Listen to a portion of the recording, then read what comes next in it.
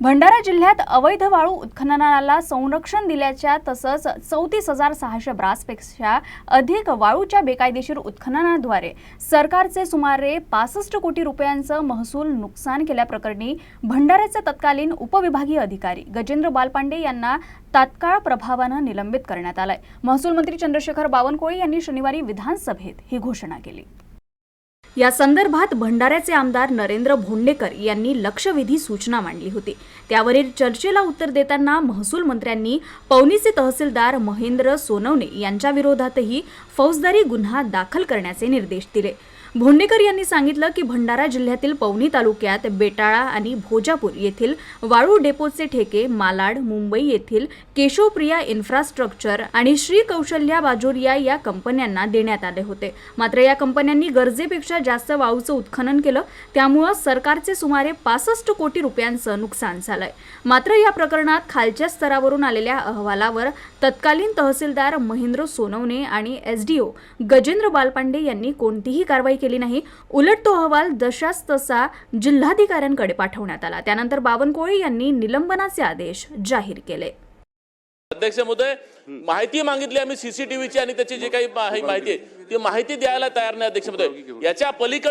याच्या पलीकडे जे रेती घाटवाले आहेत ते सांगतात अध्यक्ष महोदय की हमारा आमदार कुछ नहीं बिगाड़ सकता। अध्यक्ष महोदय, जर ही इतकी मगरुरी हे कोणाच्या भरोश्यावर आली आहे अध्यक्ष महोदय?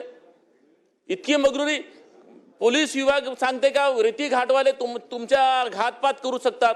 रेती घाटवाले म्हणजे इतके मगरुरी आलेत अध्यक्ष महोदय। माझी मंत्री महोदयांना विनंती आहे अध्यक्ष महोदय की त्या तहसीलदार तुमचे, एसडीओ तुमचे गुवाहाटीला आम्ही यासाठीच गेलो होतो का?